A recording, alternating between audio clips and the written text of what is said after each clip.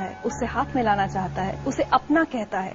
एक दिन उन्हीं गलियों में गोविंद को दूसरे बच्चों के साथ खेलने से भी मना कर दिया गया था। जानते हैं क्यों? क्योंकि गोविंद एक रिक्शे वाले का बेटा है।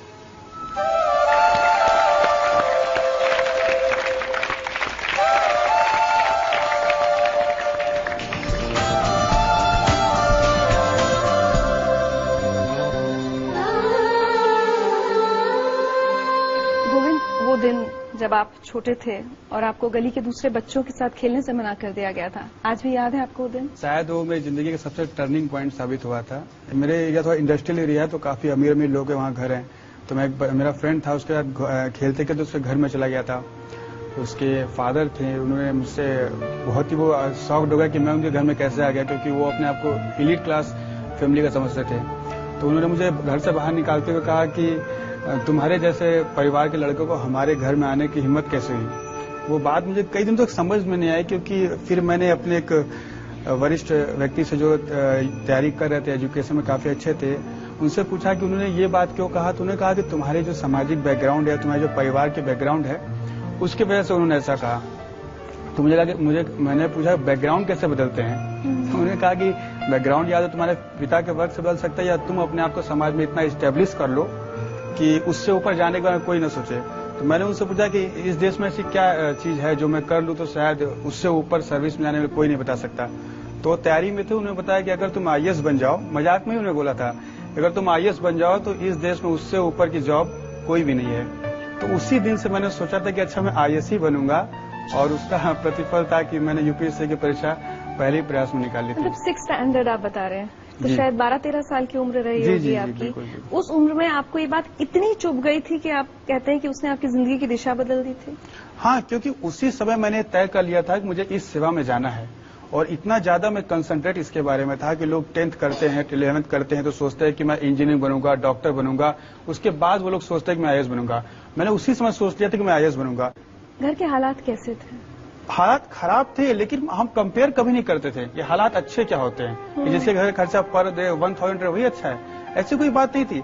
लेकिन हाँ, प्रॉब्लम्स बहुत आती थी, खास करके क्योंकि हम लोग एक ही रूम में रहते थे, 5 लोग थे एक ही रूम में, मतलब खाना बनाना सभी काम एक ही रूम में होता था। तो माहौल बहुत ज्यादा टिपिकल था, जिसकी वजह से प्रॉब्लम काफी आती थी। दूसरे बच्चों को देखकर कॉम्प्लेक्स भी होता था कि मैं इन जैसा क्यों नहीं हूँ, या मेरे पास इतनी फैसिलिटीज क्यों नहीं है? होता था कभी कभी। कोई बच्चे का मन जो 7th 8th में पढ़ता है, उसके मन में आ ही सकता है कि मेरे पास अच्छे कपड़े हों, जो हमें साल भर में एक बार मिलते थे होली पर। कई लड़कों को हर साल 3, 4, 5 तक मिलते थे। तो होता था, लेकिन छोटी छोटी बातें ही तो ज्यादा पिंच करती थी कि मुझे आगे और बढ़ना है, और पढ़ना है, और पढ़ना है।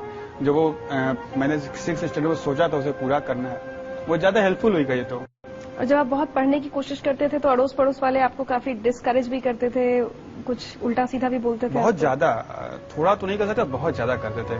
क्योंकि मेरी सिस्टर ममता जी, जिन्होंने पढ़ाई की नींव रखी घर में, लोग बहुत उन पर पिंच करते थे कि तुम्हें तो बर्तन धोना चाहिए दूसरे घर में जाकर, तुम पढ़ने के बारे में कैसे सोच सकती हो। हमें भी सोशल काफी लोग डिस्करेज करते थे कि पढ़ लिख के ज्यादा क्या होगा, एक रिक्शा या 2 रिक्शा रख लोगे, तुम भी चलाओगे, दूसरे से चलवाओगे। गुस्सा नहीं आता था गोविंद? आता था, लेकिन कर क्या सकते थे। या तो हम उसको उसी में निकालते लड़कर और अपनी स्थिति को वीक करते, या उसी एनर्जी को बचा कर रखे तो एग्जाम में लगाते।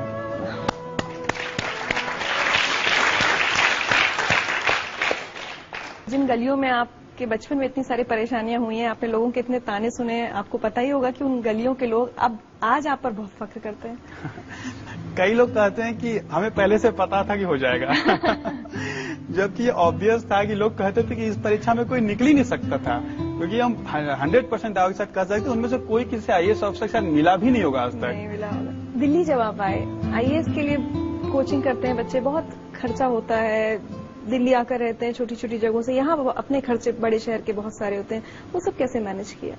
मेरे फादर के पास थोड़ी जमीन थी, उन्होंने उसको बेच दी स्टार्टिंग के लिए कि हम दिल्ली जाएं तो हमें स्टेब्लिश होने में या कुछ करने में कम से कम 1-2 महीने की जरूरत पड़ेगी, क्योंकि हम किसी को जानते नहीं थे यहाँ पर। सबसे छोटी गीता दीदी, उनकी इकोनॉमिक से थोड़ी ठीक थी, तो वो अपने ससुराल वालों से लड़के मेरी सपोर्ट करती थी, क्योंकि विश्वास तो किसी को नहीं था, केवल मेरी सिस्टर्स को छोड़कर। आपने बहुत खुद के लिए बहुत परेशानियां सही, टिफिन आप आधा खाते थे एक दिन में, हर चीज बहुत बचा बचा कर आप पैसे खर्च करते थे कि ज्यादा पैसा खर्च ना हो जाए। जो हमारी परेशानी थी कि हमने हाफ टिफिन किया या एक बार तो था कि हम 150 रुपये महीना ही केवल बचा था, मतलब खाना के देने के बाद जो 2 टाइम हाफ खाते थे उस पर 150 था कि दोनों टाइम अब चाय भी हम संभव नहीं था कि पी पाएंगे, तो दिल्ली में 4 रुपये का 1 कप चाय होता है, तो इतना भी मेरे पास नहीं था कि हम दोनों टाइम चाय पी पाते। लेकिन इससे क्या फर्क पड़ा, हम और मजबूत होकर उभरे ना। और हमारी परेशानी थी, हमने उसको सॉल्व करने की कोशिश किया। उसका फिजिकल प्रॉब्लम बहुत झेलना पड़ा, बहुत कमजोर हो गए, बहुत बीमारियां हो गई, बट मेंटल बहुत हम टफ हुए उससे। सुनाते हैं आपको। मैंने उसको पहली बार देखा जब वो हमारे एग्जामिनेशन ओरिएंटेशन कैंप में आया। हर हमारे सेशन के बाद वो 5 से 10 मिनट एक्स्ट्रा लेता था, क्योंकि उसके 4 से 5 सवाल एक्स्ट्रा होते थे, और जब तक वो सेटिस्फाई नहीं होता था वो छोड़ता नहीं था। मुझे कई बार ये लगता था कि विद्यार्थी इतना झक्की क्यों है, ये वास्तव में इंटरेस्टेड है या दिखाने में इंटरेस्टेड है। अब इसका अंदाजा लगाना उस समय कठिन था। मेरी उसके लिए बहुत बहुत शुभकामनाएं हैं। गोविंद जायसवाल का कहना है कि आज वो जो कुछ भी है उसका सारा श्रेय उनके परिवार को, उनके पिता को, उनकी बहनों को जाता है। उनका परिवार उनके लिए क्या सोचता है ये हम जानेंगे एक छोटे से ब्रेक के बाद।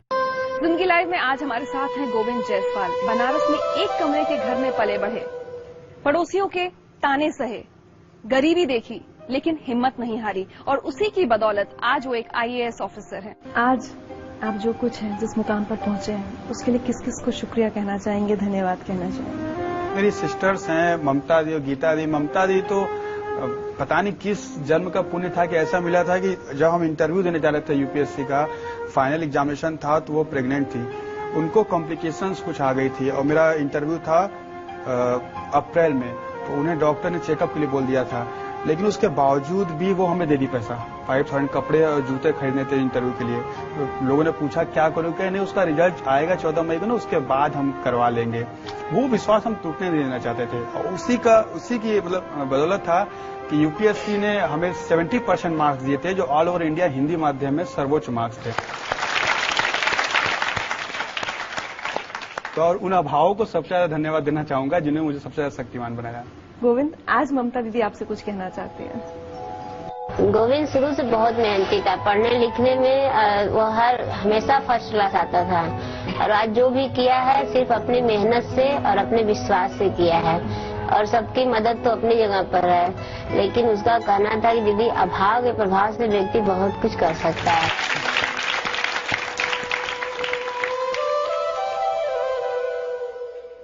बहुत सी ऐसी बातें होंगी जिन्हें याद करके आज भी आंखों में आंसू आ जाते हैं। हाँ, अब जिंदगी ही अब चूंकि संघर्षपूर्ण रहती तो उसको देखकर आंसू तो आ ही जाते हैं, बट लगता है कि आदमी अगर प्रयास करे तो कोई चीज असंभव नहीं रह गई है। पिताजी ने जब रिक्शा बेचा, वो एक तो उनके अंदर बहुत बड़ी खासियत है कि वो बहुत सिंपल पर्सन है, और वो कभी भी हमको गाइडेंस नहीं दी, इसलिए क्योंकि वो कहते थे कि हमें जानकारी नहीं है और अपनी जानकारी को हम तुम पर इम्पोज नहीं करेंगे। तो कहते जितना हमसे मैक्सिमम हो पाएगा, क्योंकि उनको तो 4 साल से पैर में सेप्टिक हो गया था, तो वो चल नहीं पाते, तो उनके पास 3-4 रिक्शा थे जिसके बल पर वो किराए पर दे देते थे। लेकिन कभी कभी एक साथ में पैसे की जरूरत पड़ जाती थी, तो उन्होंने कहा कि क्या हुआ, जो चीज है तुम्हारे लिए तो है, चाहे किसी के पास 2 लाख 4 लाख रहता है, हमारे पास 2-3 रिक्शा है, तुम्हारा ही है, तो उसको भेज देते हैं।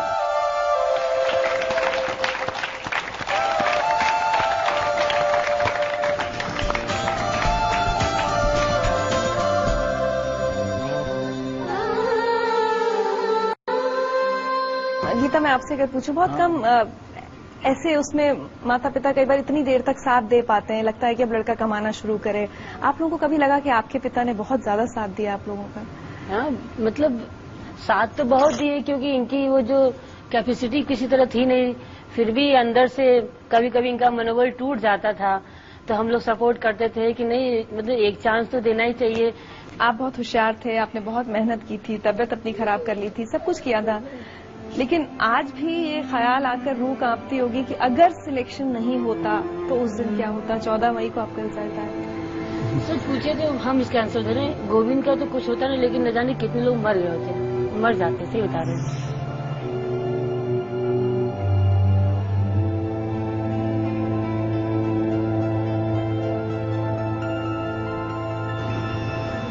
टाइम काफी टफ था उस समय, अगर न होता तो मेरे फादर की तबीयत बहुत ज्यादा खराब थी उस समय। हमारे रिजल्ट के 10-15 दिन पहले तो बाबूजी रोटी अचार में पानी डाल के खा रहे थे।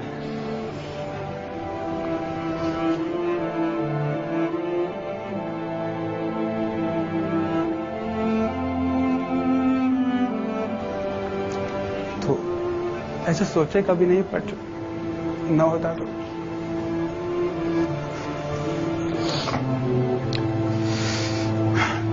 उसको भी संभालते किसी तरह, बट टाइम काफी टफ हो जाता। उतना झेलने की क्षमता थी कि नहीं। हम तो ना सोच के तो हम सोचते पैरालाइज हो जाता हमको, केवल हम नहीं सोचे, इसलिए हमेशा सोचते थे होगा होगा, क्योंकि हमको निश्चित हम ना सोच के ही हमको अटैक आ जाता। इसीलिए कहे ना, शादी के 6 साल बाद हम खुश हुए जब ये सिलेक्शन हुआ। शादी के 6 साल तक हम आग में झूलते हैं, सब मेरे साथ मौजूद होते हुए लगे कि हम एकदम अभाव में है। जब मेरा भाई 5 रुपए की चाय नहीं पी सकता तो हम अपने घर में चाय पी सकते थे, सुबह हो इसके नाम से, रात हो इसके नाम से। सब अभाव एक साथ फिर आ जाए, इन लोग रहें, हम इन लोग को चूज कर लेंगे, अभाव को भी साथ ले लेंगे, लेकिन इन लोग को हम नहीं छोड़ सकते। इन लोग से हमारे इसमें बहुत है। और गोविंद, मैं आपको बताऊं, जिंदगी लाइव आपसे आज क्या चाहता है।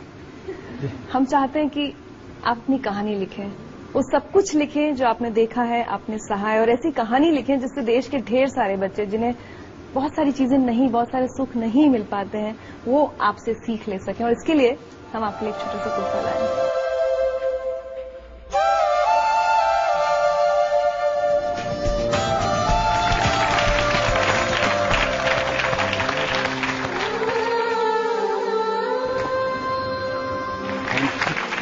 और आज हम चाहते हैं कि इस परिवार के लिए, ऐसे पिता के लिए और ऐसी बहन के लिए हम सब अगर खड़े होकर तालियां बजाएं, इस परिवार को हमारा सैल्यूटेशन।